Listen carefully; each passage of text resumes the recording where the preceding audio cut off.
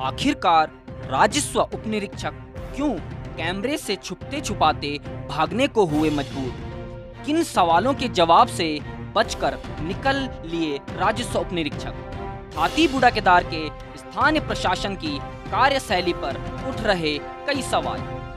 क्या स्थानीय जनता से भी इसी प्रकार का रवैया अपनाते हैं पटवारी महोदय? आखिर क्यों पत्रकार के सवालों पर मिलाकर भागने लगे राजस्व उपनिरीक्षक? नमस्कार, मैं हूं सागर सुनार और आप सभी मेरे साथ देख रहे हैं रात जन मुद्दों की बेबाक आवाज गूंजेगी राजधानी तक।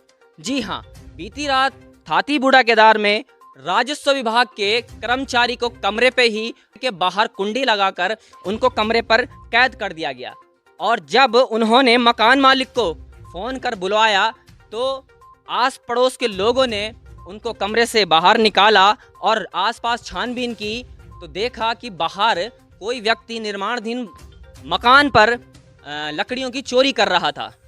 चोरी करते हुए उन्हें पकड़ा तो उन्हें राजस्व चौकी थाती में लाया गया और यहाँ पर उनको बंद कर दिया गया। लेकिन कुछ ही देर बाद पता चला कि उनको आधा घंटे के अंदर छोड़ दिया गया। ये पूरे प्रकरण के बाद हमने राजस्व उपनिरीक्षक थाती से बात करनी चाहिए, लेकिन उन्होंने अपना कमरा नहीं खोला। तो आज सुबह हम यहाँ पर आए हैं राजस्व चौकी थाती पर और अब हम उनसे बात करने की कोशिश करेंगे राजस्व उपनिरीक्षक साहब से कि कल की ये जो पूरी घटना रही है, इस घटना में आपने उनको किस प्रकार छोड़ा या ये पूरी घटना क्या रही है। तो चलिए उनसे बात करते हैं, आइए। कैमरा ऑन करो। तो यहाँ पर उपनिरीक्षक साहब हैं। उपनिरीक्षक साहब, कल रात की जो घटना हुई है उसके बारे में कुछ बताइए कि आपने जब उनको बंद कर दिया था तो आपने उनको कल रात छोड़ा क्यों? किसी को बंद किया गया ना, कोई रिपोर्ट यहाँ पे हमारे पास, मैं आपको एक सूचना के आधार पर बता दूं कि कल रात उस वक्त मैं यहाँ पर मौजूद था। मैं जल्दी आओ। कल रात उस वक्त मैं यहाँ पर मौजूद था। मैं आपको जानकारी के लिए बता दूं, रिपोर्ट नहीं थी, लेकिन उनको छोड़ा कैसे गया? आप देख रहे हैं राजस्व उपनिरीक्षक यहाँ पर कह रहे हैं कि उनको इस बारे में कोई पता नहीं है, लेकिन आप वीडियो की फ्रेम के साइड में देखेंगे कि किस प्रकार कल रात को यहाँ पर एक व्यक्ति को बंद करा गया है और उस व्यक्ति के यहाँ पर हमारे पास रिकॉर्डिंग के साक्ष्य भी हैं, आप साथ में देख रहे हैं। लेकिन किस प्रकार राजस्व उपनिरीक्षक यहाँ पर अपनी इस बात को पर्दा डालते हुए यहाँ से निकल गए। बहरहाल हमारा काम है आपको समाज में घटित घटनाओं को दिखाने का। देखिए, बीती रात घटी घटना का पूरा प्रकरण जिस पर राजस्व उपनिरीक्षक साहब दे रहे हैं अपनी सफाई। कमरे पे हम तो सो रहे थे।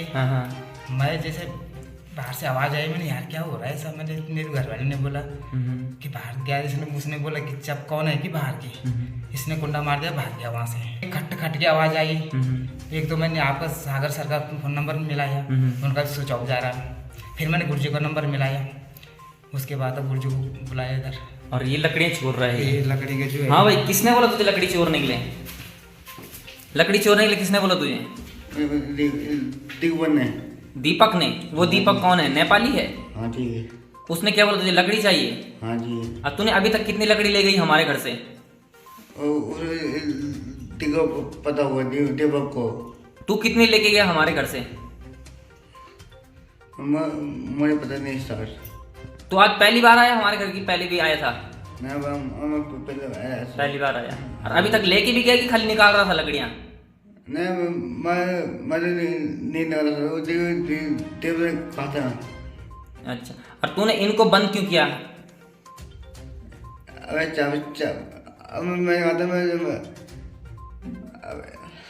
अबे ढंग से बोल। जो तूने इनको बंद किया है, जो हमारे राजस्व विभाग में यहाँ पर हैं, तूने इनको कमरे में बंद क्यों किया? इनके ताला क्यों लगाएंगे, कुंडा क्यों लगाएंगे कमरे के बाहर? चाबी तो इनको बंद करने की जरूरत क्या पड़ी तुझे? देव बना है। अच्छा, कि इनको बंद करना। हाँ जी। दीपक कौन सा वाला दीपक जिसके बच्चे भी यहाँ रहते हैं? हाँ जी। जिसका होटल है बस अड्डे में? हाँ जी।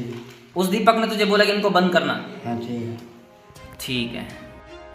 जैसा कि आप इस वक्त देख रहे हैं, रात की लगभग 10:30-11 बज रही है और यहाँ पर एक घटना बुढ़ा केदार में देखने को घटी है कि जो राजस्व विभाग में यहाँ पर कर्मचारी हैं उनके कमरे पर ये जो नेपाल मूल के व्यक्ति हैं ये उनके कमरे पर गए और उनको बाहर से बंद कर दिया।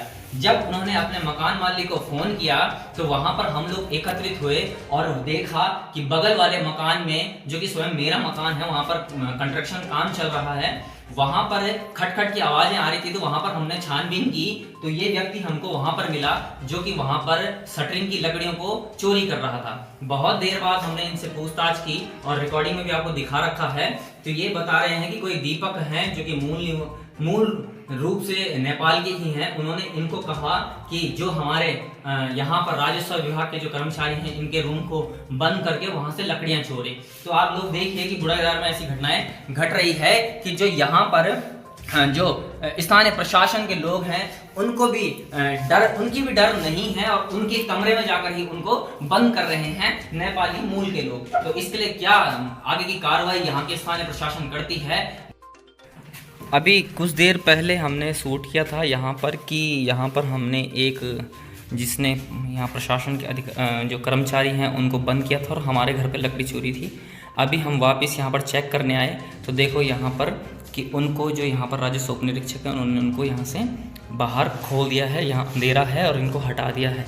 इसका हमें तब पता लगा कि जब अभी इनको फ़ोन आया और उन्होंने कहा कि उसको छोड़ दो रात को, तो यहाँ पर वो सभी लोग यहाँ पर इकट्ठे हो रखे हैं।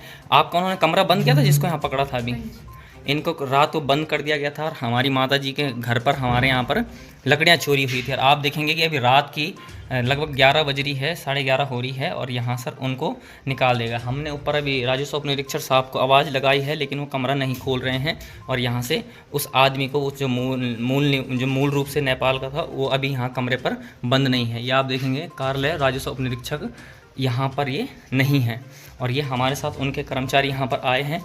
हमने भी खोल के देखा तो यहाँ पर व्यक्ति नहीं। आपको क्या फ़ोन आया था इनका?